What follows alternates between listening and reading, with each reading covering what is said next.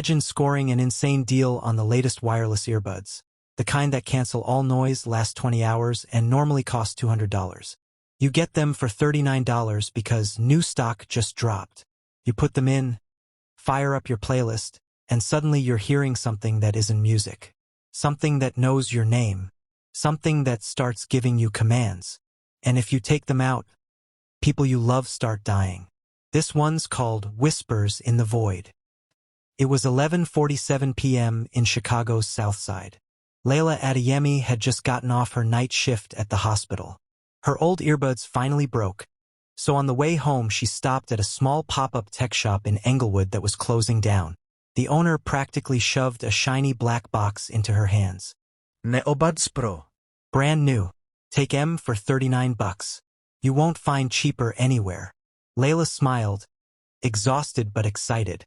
She'd been dying to listen to her favorite Afrobeats playlist without the train noise. Back in her apartment, she kicked off her shoes, plugged the case into the charger, and slid the sleek black buds into her ears. The moment they connected, the world went beautifully silent. Then the first whisper came. Layla! It wasn't her music. It was a low, raspy male voice, like someone breathing directly into her skull. She yanked the buds out instantly. Silence. Must be a glitch, she thought, laughing nervously. She put them back in. Layla, don't take us out again. Her heart slammed against her ribs. She paused her playlist. The voice continued, calm and intimate. Your little sister is home alone right now. If you remove us, she won't be safe.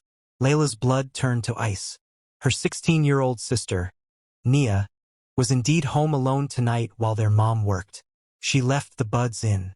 The voice told her exactly what to do. Small things at first. Open the window. Leave the front door unlocked. Turn off all the lights. Then darker instructions. At 3:12 a.m., the voice said, Good girl. Now go to the kitchen and pick up the knife. Layla fought it, screaming, but her body moved against her will. She woke up the next morning covered in blood on her kitchen floor. Her sister Nia was gone. The police found nothing but a single black earbud lying on Nia's pillow. Detective Kwesi Mensah caught the case. A tall, serious Ghanaian-American detective known for handling the city's strangest homicides. The evidence was bizarre. No signs of forced entry, no fingerprints, and the victim's older sister babbling about whispers in her head. 2 days later, another girl disappeared. This time it was Amara Okonkwo, a college student in Bronzeville. She had bought the exact same NeoBuds Pro from the same clothing shop. Her roommate found her sitting on the edge of the roof at sunrise, whispering to herself, blood trickling from her ears. Amara jumped before anyone could reach her. Then came the third case. Same buds, same shop, same whispers. Captain pulled Kwesi aside. You got 48 hours before the press calls this the demon deal killings. Fix it. That same night, Kwesi's fiancée, Amani, sent him an excited text with a photo. Babe, look what I got on sale. NeoBuds Pro for $35. Can't wait to listen to our playlist on them tonight, smiling face with hard eyes. ***. Kwesi's stomach dropped. He called her immediately. Amani, do not put those in your ears. Throw the box away right now. I'm coming over. But the call dropped. When he arrived at her apartment in Hyde Park, the door was unlocked. Amani was sitting on the couch, NeoBuds firmly in her ears, eyes glazed over. Blood was slowly leaking from her left ear. She smiled dreamily at him. He says if you try to take them out, I'll walk into traffic. He says you have to listen too. Kwesi went full rogue. He tracked every single buyer of the NeoBuds Pro. All of them had purchased from one single failing shop owned by an old man named Mr. Whitaker, the same last name that kept appearing in cold cases. 15 years ago, Professor Elias Whitaker, a brilliant but unstable audio engineer, had created early prototypes of wireless earbuds. He used them to experiment with subliminal audio hypnosis on his stepdaughter, Zara. When Zara tried to run away with her boyfriend, Elias lost control. He locked them both in his soundproof basement studio and forced them to wear his prototype buds for hours.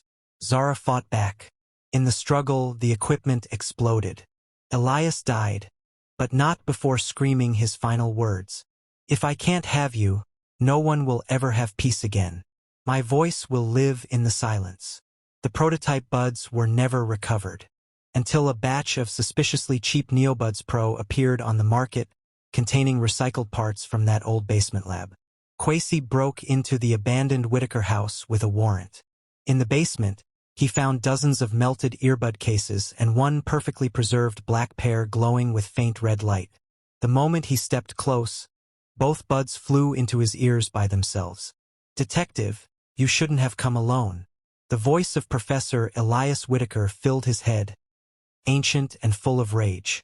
"Every woman who chooses another man over someone who truly loves her, every daughter who betrays her father, they belong to me now."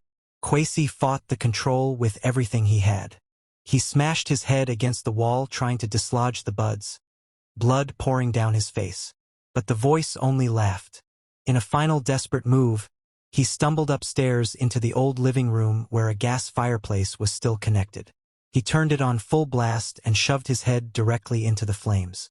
The earbuds screamed, a high-pitched demonic screech, as they melted in his ears. Kwesi's skin burned badly, but he held his head in the fire until the buds were completely destroyed. The voice gave one final curse before vanishing. "I'll find new vessels." At the hospital, Imani, Layla, and the other surviving victims all woke up within the same hour. The hold was broken. Kwesi, with second-degree burns on the side of his face and neck, sat beside Imani's bed holding her hand with his bandaged one. "I thought I lost you," he whispered. Imani touched his burned cheek gently. "You brought me back." A week later, Detective Kwesi Mensah was awarded for closing the case. He and Imani got married in a small ceremony overlooking Lake Michigan. But every now and then, people across Chicago still report hearing faint whispers through their brand-new wireless earbuds, especially the ones bought on crazy discounts. And if you listen very carefully during complete silence, you can sometimes hear a raspy voice asking, "Will you take me out? Or should I visit someone you love?" If your heart is still racing after this one, you know what to do. Subscribe to Eerie Narratives right now and turn on post notifications. We bring you a brand new nightmare every single week. What kind of story do you want next? Cursed car? Haunted apartment? Drop your request below.